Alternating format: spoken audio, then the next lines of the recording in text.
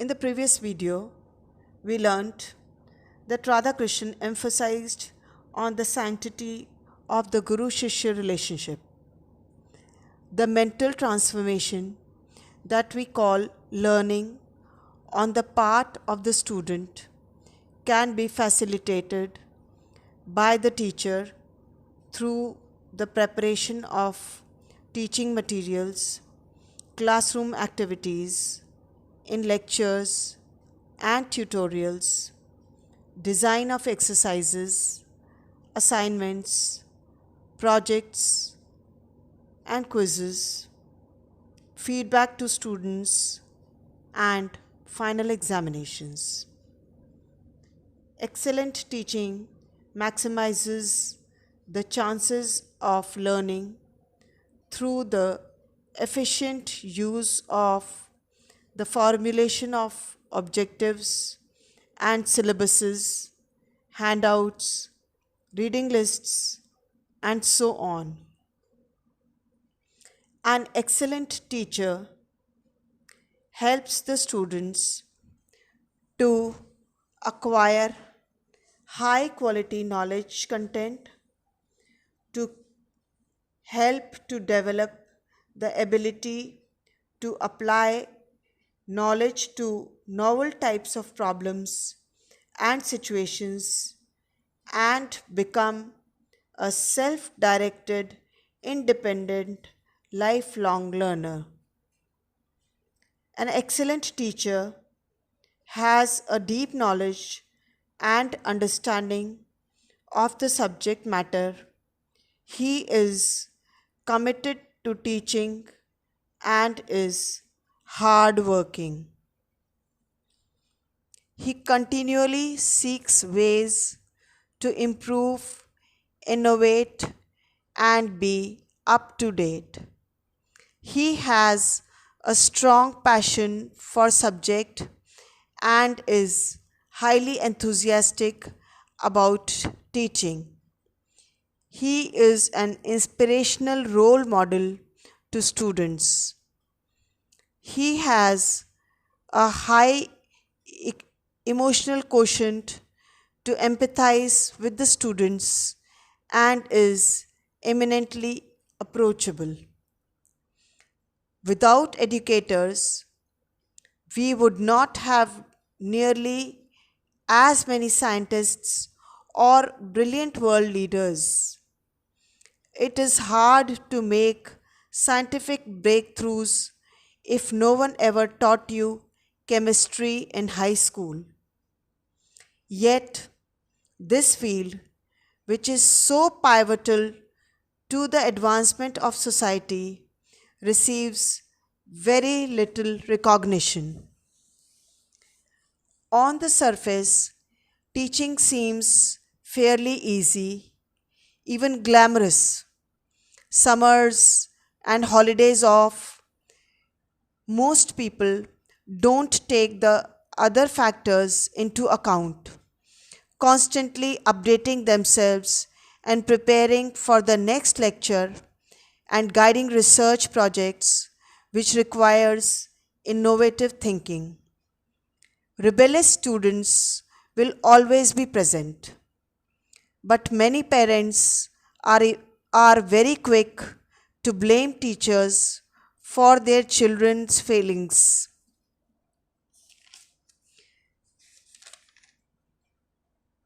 and themselves are the root cause.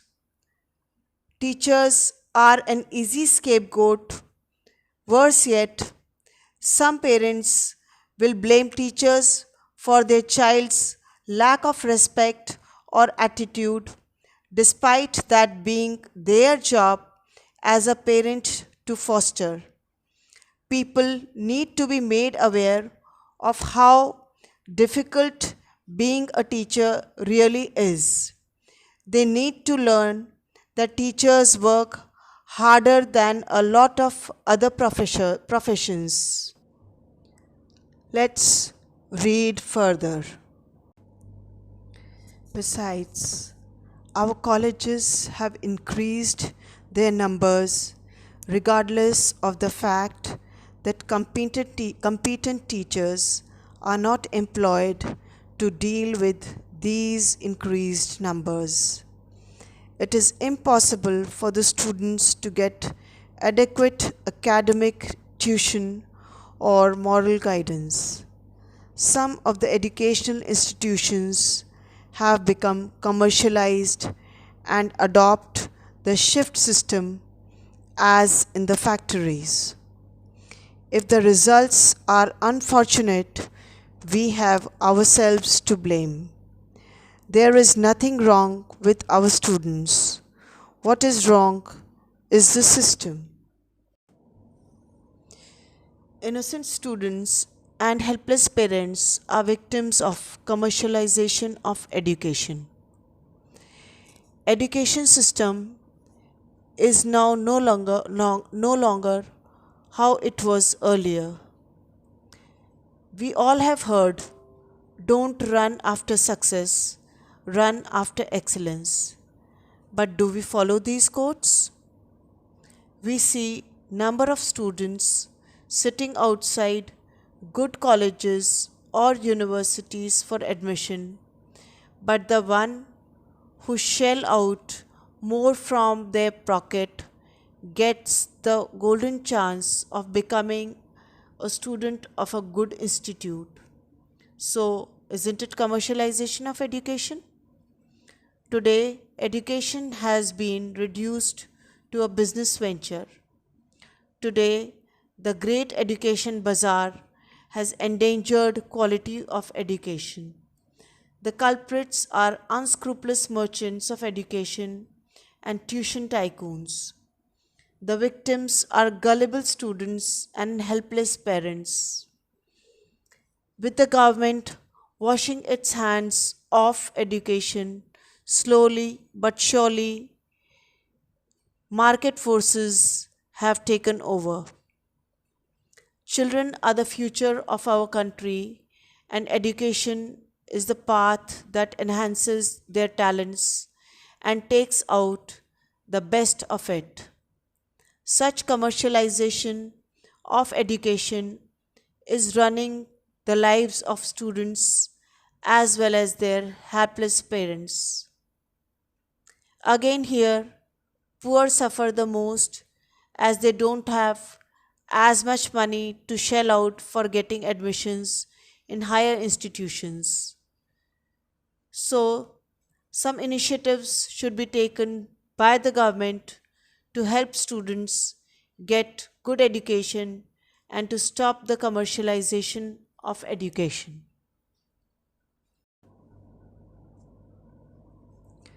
Living conditions in universities leave much to be desired. True education needs conversation and debate, exchange of opinions and thoughts with friends with whom we can speak and listen easily, sympathetically, and without fear. But are the opportunities for these adequate? Again, there is no adequate provision for games and other corporate activities. There is no reason why students who are physically fit should not be encouraged to join the National Cadet Corps in large numbers. Members of the Corps fosters habits of discipline, teamwork, and dignity of labor. Students living in university residences experience frail living conditions, being away from their homes and families, the stress of studies, a bizarre routine, and absence of readily available guidance. Their overall health suffers. The majority of students have complaints about the living conditions in the residences. They mention that they are not in sound health. Stress, depression, fatigue, insomnia, and problems with diet are common. Foreign students suffer more due to culture shock, language, and nostalgia. A tendency for suicides has been observed especially in girls. Financial problems, too much to study, and relationship breakup are common factors. For their health problems, they generally seek advice from a peer and consume medicines without prescription.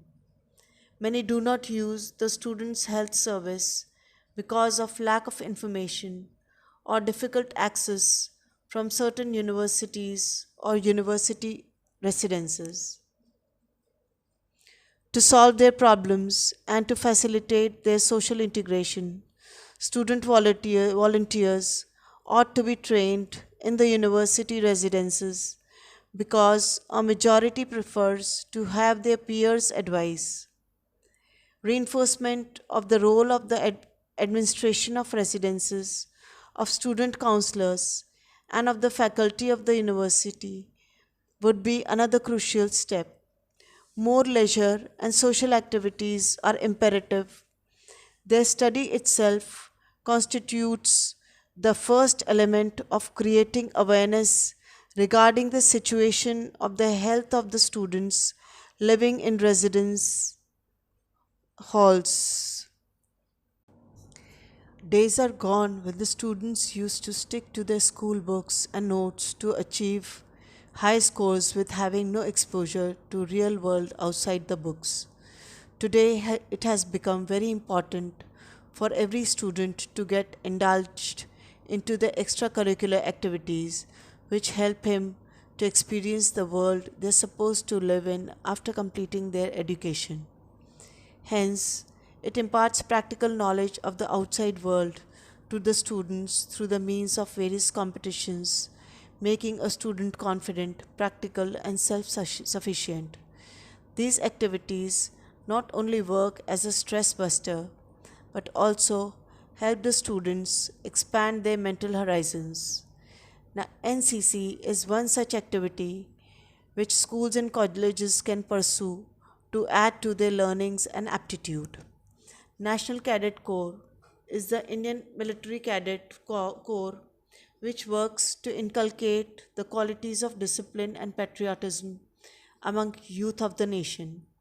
It is open to school and college students on voluntary basis. The cadets are given basic military training in small arms and parades. Youth is the major factor that determines the overall success rate of a nation. NCC works towards the empowerment of country's youth, engaging them into the constructive activities that keep them away from any negative forces which may drive the youth towards some acts like drug addiction, terrorism, or robberies. NCC works for the overall betterment of the youth picked from schools and colleges so that their energy can be harnessed towards something useful for them as well as the society. Some of the major benefits of NCC are developing the character, discipline, leadership, courage, secular outlook, and the spirit of adventure among the youth of the country. Training the young cadets to adopt leadership in every sphere of life so that they are always ready to serve their nation effectively and passionately. NCC provides a motivational environment to the youth to take up a career in the defense forces. Training the youth in social service activities like aid in administration in times of calamities, preservation of environment and ecology, blood donation campaigns, literacy programs, and construction and cleanliness drives. Campaigning against the social evils like dowry system, female feticide, child marriage, child labor, drugs, etc., in the form of different rallies. Training the youth for disaster management and relief of the nation and relief at the time of war and epidemics.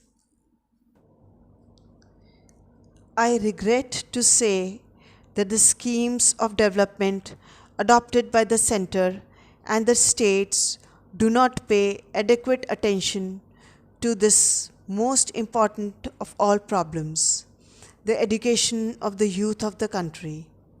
Our whole experiment in democracy will suffer if education is not given top priority. The future leadership of the country will be imperiled if university education is allowed to deteriorate for lack of financial support. The world has realized that the economic success of the states is directly determined by their education systems. Education is a nation's strength. A developed nation is inevitably an educated nation. Indian higher education system is the third largest in the world, next to the United States and China. Since its independence, India as a developing nation is contentiously progressing in the education field. Although there have been a lot of challenges to higher education system of India, but equally have lot of opportunities to overcome these challenges and to make higher education system much better. It needs greater transparency and accountability. The role of colleges and universities in the new millennium and emerging scientific research on how people learn is of utmost importance. India's need India needs well skilled and highly educated people who can drive their country forward. India provides highly skilled people to other countries. Therefore, it is very easy for India to transfer our country from a developing nation to a developed nation.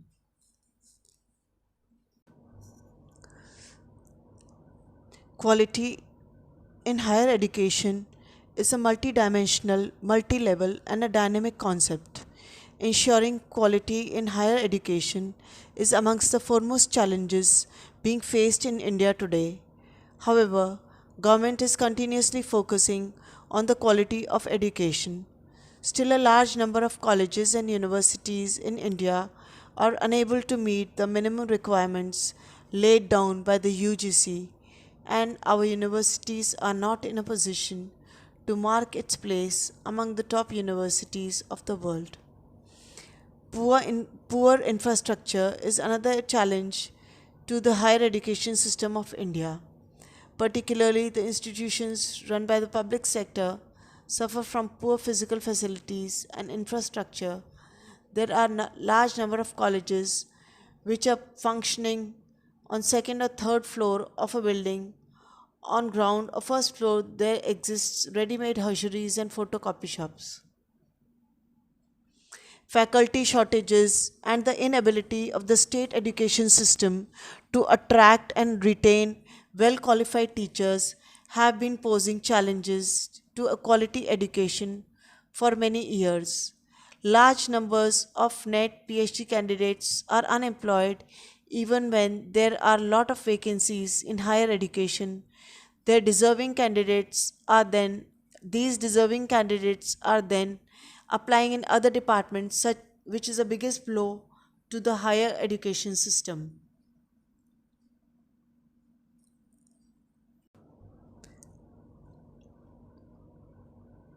There are very nominal scholars in our country whose writing is cited by famous Western authors.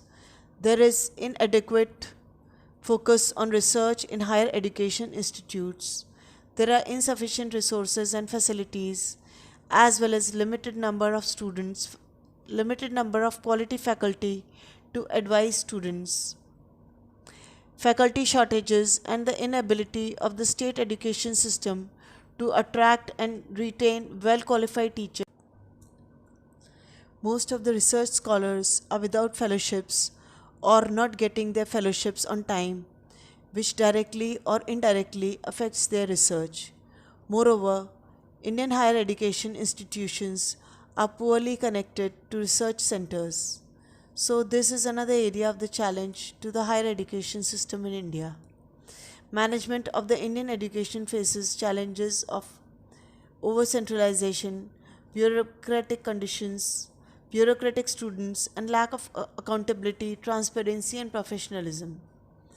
As a result of increase in number of affiliated colleges and students, the burden of administrative functions of universities has significantly increased and the core focus on academics and research is diluted.